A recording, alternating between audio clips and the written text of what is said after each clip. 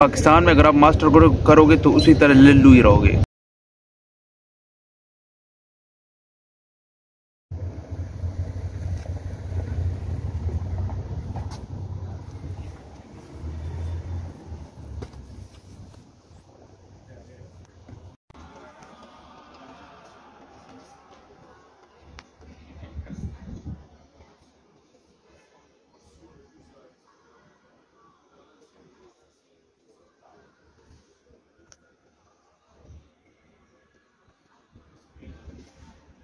अस्सलाम वालेकुम गाइस, उम्मीद है आप लोग खैरियत से होंगे, खुशबाश होंगे और अच्छी ज़िंदगी गुजार रहे होंगे। तो अभी हम चैंत्रो आए थे और हमारा एक टॉपिक रहता है जिस पे बहुत ज़्यादा लोग रिक्वेस्ट कर रहे थे इनबॉक्स के अंदर। तो मुझे मेरे इनबॉक्स भरा पड़ा इससे कि भाई इंटरव्यू कैसा लेगी यूनिवर्सिटी। तो मोस्टली जो कोस्टल एंड मरीन बायोलॉजी जिन्होंने चूज़ किया था सब्जेक्ट, उनका 8 को इंटरव्यू, और जो जितने भी 4 इंजीनियरिंग की फील्ड थी उनका इंटरव्यू होगा 15 को। लेकिन 15 को काफ़ी ज़्यादा इंटरव्यूज़ हैं, तो मुझे ऐसे लग रहा है कि वो पोस्टपोन हो जाएंगे।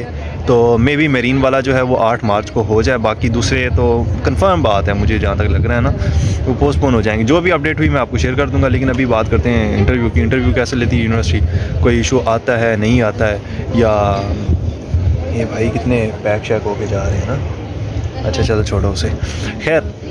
अच्छा यार, इंटरव्यू के अंदर ना ये इस तरह का इंटरव्यू नहीं होता जिस तरह हम लोग देख रहे होते हैं कि वो एक बम्बार्ड हो रहा है, एक तरह से वो धमाके हो रहे हैं, क्वेश्चनिंग हो रही है और हमें आंसरिंग करनी है और पूरा एक पैनल बैठा हुआ है इंटरव्यू लेने के लिए। नहीं, ऐसा कुछ कोई सीन नहीं होता। ये एक दो तरफा डिस्कशन होती है जिसे आप डायलॉग कह सकते हैं, जिसके अंदर आप कुछ लर्न भी करते हो, अपने बारे में बताते हो, वो भी आपको अपने बारे में बताते हैं, ठीक है ना। तो और एक तो ये चीज़ क्लियर होगी, यानी कोई सख्त इंटरव्यू नहीं होता। दूसरी ये चीज़ कि जिन लोगों को इंग्लिश के अंदर इशू है, भाई इंग्लिश जो है ना वो सबकी बेसिक ही है। अब मैं आपको बताऊं तो मेरी इंग्लिश सबसे वीक थी क्लास के अंदर, मैट्रिक में भी, इंटर में भी वीक ही थी। इंटर में भी मुझे तो इंग्लिश वाले हमारे टीचर थे तो वो तो मतलब इंग्लिश मेरी बहुत वीक थी, सीधी सी जो बात है। हाँ, बोलने की मैंने थोड़ी सी बहुत प्रैक्टिस कर दी थी। मैं एक जगह जॉब कर रहा था, इंग्लिश स्पीकिंग की जॉब थी, तो थोड़ी बहुत प्रैक्टिस हो गई थी उससे बोलने की। लेकिन उससे भी आप इतना नहीं कह सकते कि मैं प्रॉपर उसके अंदर डिस्कशन कर। हाँ, यहाँ पे आने के बाद क्लास के अंदर इंटरनेशनल लोग हैं तो उनसे फिर ज़ाहिर सी बात है आपको इंग्लिश के अंदर गुजारा ही करना पड़ता है, जैसी टूटी फूटी जो भी आती है। लेकिन वो यहाँ आने के बाद बेहतर हो जाती है। तो बेहतर कहो या ये कहो कि ख़राब ज़्यादा हो जाती है तो भी कह सकते हो। तो अच्छा यार, तो इसको देखें ना, माशाल्लाह यार वो लड़की के बाल अच्छे थे ना। अच्छा, ओके। तो इंग्लिश का भी आपने टेंशन नहीं लेनी, इंग्लिश आपकी क्लियर है, ठीक है ना। आपने सिर्फ प्रैक्टिस करनी है चीज़ों की। ख़ुद से क्वेश्चनिंग बनाएं। क्वेश्चनिंग आप कैसे बनानी है, पहला आप क्वेश्चन लिख लें। उन्होंने यही करना है कि टेल मी अबाउट योरसेल्फ, या वो ये करेंगी क्वेश्चन के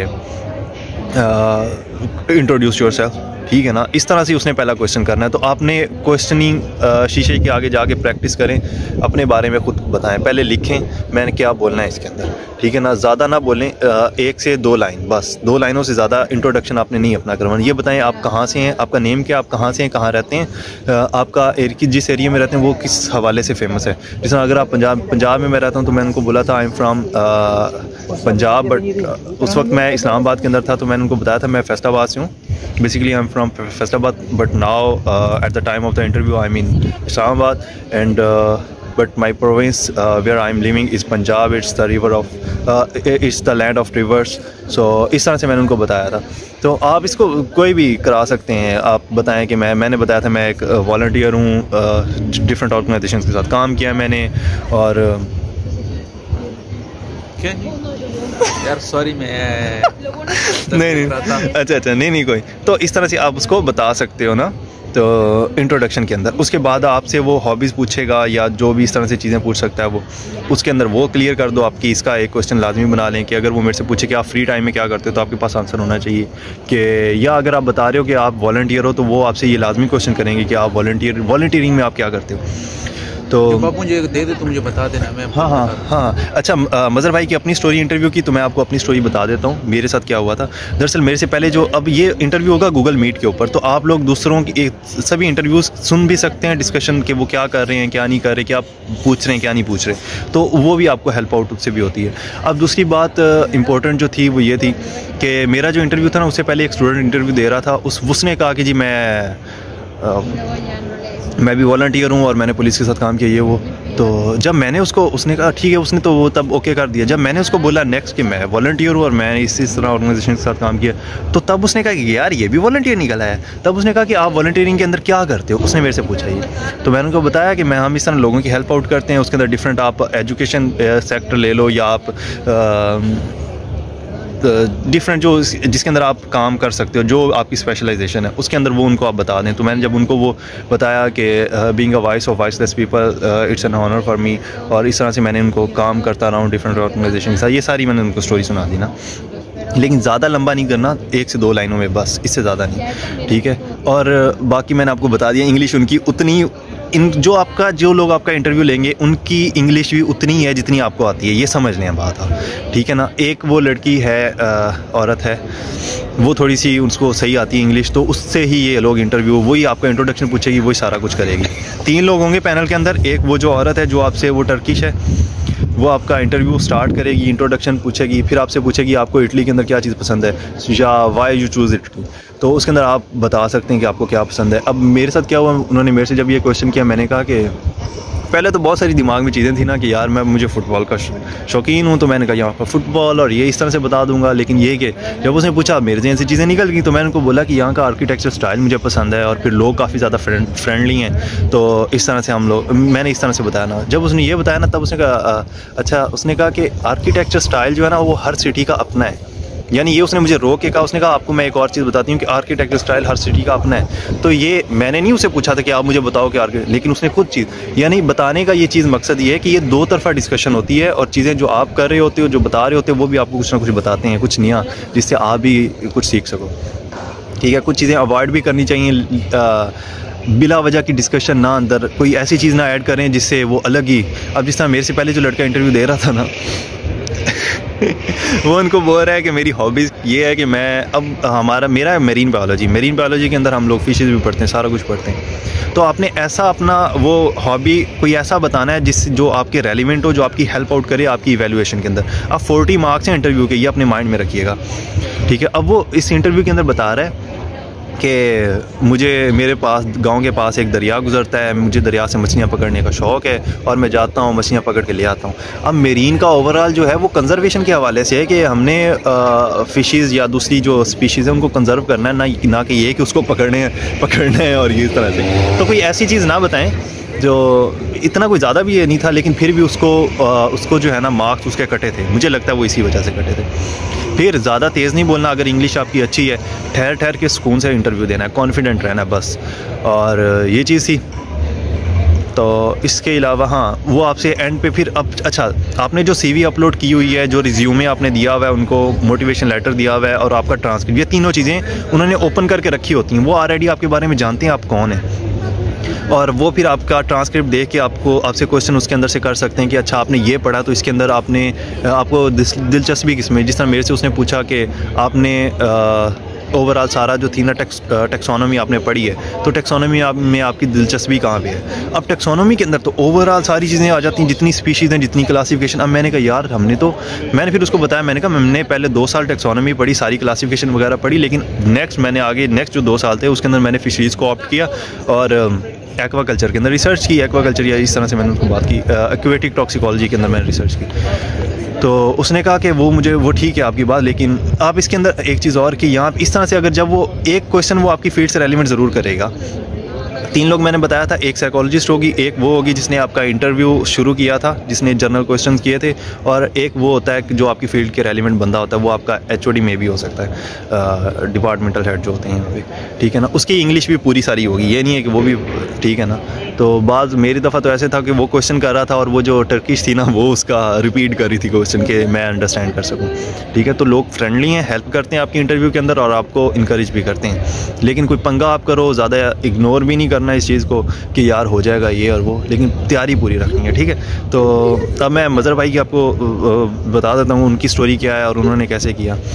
हाँ, और लास्ट में मैं ये चीज़ मेंशन करना चाहूँगा, आप उनसे क्वेश्चन लाजमी करिएगा एक लास्ट पे एक आधा कि यहाँ पे मैं इस चीज़ की ज़्यादा इंटर्नशिप हम कर सकते हैं, नहीं कोई एक आधा करिएगा जिससे इंप्रेशन अच्छा पड़ता है बस।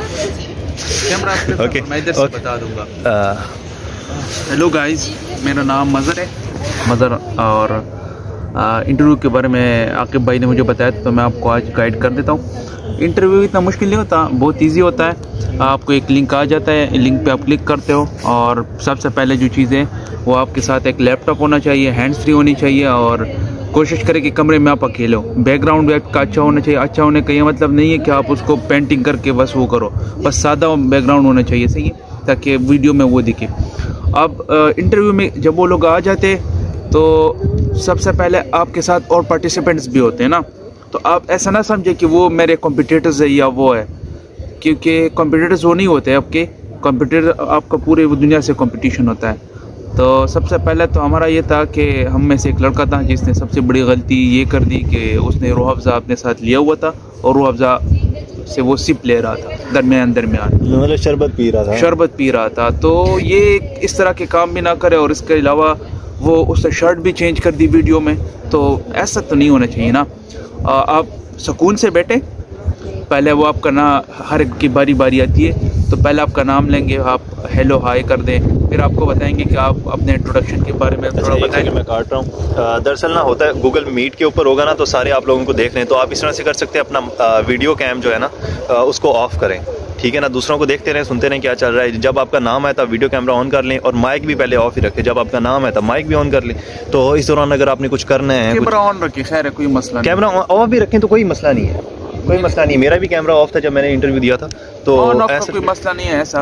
अच्छा, तो जैसे कि वो लोग आए ना, 3-4 फैकल्टी मेंबर्स थे, तो मुझसे पूछा कि आप अपना इंट्रोडक्शन दें। तो मैंने इंट्रोडक्शन में यही कहा कि मेरा ये नाम है, मैंने इस यूनिवर्सिटी से पढ़ा हुआ है, मैंने इधर इंटर्नशिप की है, इधर जॉब पे हूँ और मुझे इस चीज़ में ज़्यादा इंटरेस्ट है। तो उन लोगों ने मुझे फिर क्या किया, मुझसे 2-3 क्वेश्चन इस तरह किए कि वाई इटली के बारे में थोड़ा बताएं। तो मैंने उससे कहा कि मुझे ज़्यादा नहीं पता, क्योंकि पहले जब वो क्वेश्चन करते तो आप ज़रा स्माइल करें, रिलैक्स हो के आंसर दे सारों का, नॉर्मल। ये कोई पाकिस्तानी जॉब इंटरव्यू नहीं है कि आप वो ज़्यादा हेडेक ले चीज़ किसी है। तो नॉर्मल इंटरव्यू दे, ये बताए कि भाई हमने इतना सुना है कि इटली के हिस्टोरिकल प्लेसेस हैं, ये वो है ना, ये बताए। उसके अलावा एक हमारा रेलिवेंट प्रोफेसर था, वो आया, उसने मुझसे पूछा कि आपने ये सब्जेक्ट्स पढ़े, जिस तरह की मुझे बोला कि प्रोबेबिलिटी पढ़ा है, फाइबर ऑप्टिक्स पढ़ा है, वो हमारे बुक्स थे ना ये टेलीकॉम में। तो मैंने कहा हाँ ये पढ़े। तो उसमें पूछा कि इसमें कितने ग्रेड्स आए आपकी, तो मैंने कहा कि इसमें 4 ग्रेड्स आए। तो फिर उसने मुझसे एक क्वेश्चन किया फाइबर ऑप्टिक्स में, जो बहुत ईजी क्वेश्चन होता है। जैसे कि अगर आपका कोई सब्जेक्ट हो ना, हमारा फाइबर ऑप्टिक्स है, उसने पूछा कि फाइबर ऑप्टिक्स के बारे में आप क्या जानते हो, तो बहुत ईजी होता है वो। एक क्वेश्चन किया और मेरा GPA देखा, और एक लड़की थी। अच्छा, इसके अलावा उसने मुझे बोला कि हम तो आपको फंड नहीं कर सकते, ये कि आपको इधर अगर स्कॉलरशिप लगी तो आपको एक रिहाइश दे देंगे, तो आप अपना क्या करेंगे, यानी खाने पीने का। तो ये मैंने उसे कहा कि हम खुद मैनेज कर लेंगे इतना पाकिस्तान से, और अगर ना हुआ तो उधर पार्ट टाइम जॉब्स कर लेंगे।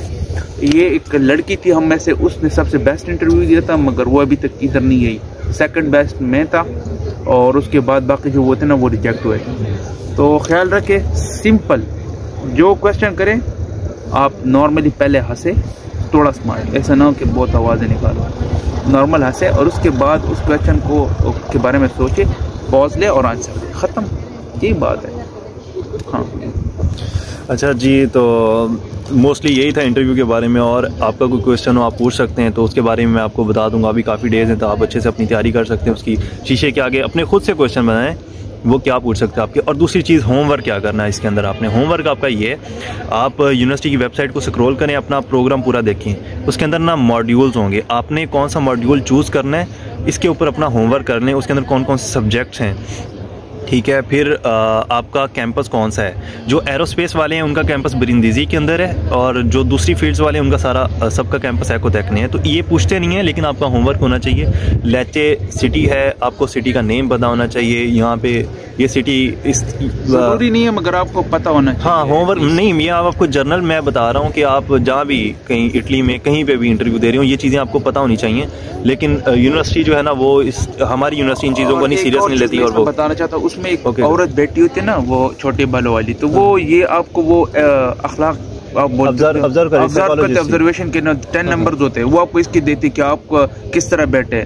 यानी वो बंदा जो शरबत पी रहा था ना, तो उसको लाजमी बात है 0 लोग मिले होंगे। हाँ, और दूसरी बात मैं काट रहा हूँ, ये थी कि हम जब इंटरव्यू दे रहे थे ना, तो अब वो चीज़ें ऑब्जर्व कर रही है।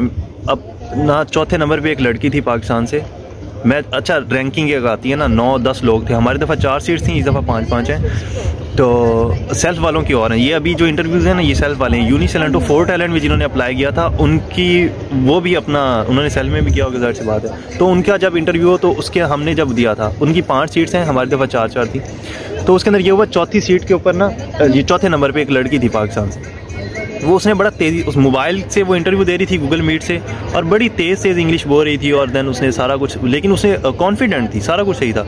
लेकिन उसको क्या किया उन्होंने, चौथे से छठे नंबर पे शिफ्ट कर दिया, और छठे नंबर पे एक नाइजेरियन था लड़का, उसको उसने बड़ा अच्छा इंटरव्यू दिया था, उसको वहाँ से पुश करके उन्होंने छठे से चौथे नंबर पर ले आए। तो इस तरह 4 लोगों को ही वो स्कॉलरशिप मिलना था।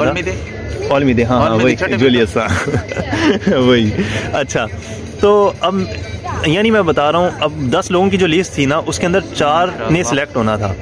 तो 60 नंबर होते हैं आपके, जिसके अंदर 40 मार्क्स आपके होता है जीपीए का, 20 मार्क्स आपके मोटिवेशन लेटर और सीवी के होते हैं, जिसकी बेस के ऊपर 60 नंबर की बेस के ऊपर आपकी इवैल्यूएशन होती है इंटरव्यू के लिए।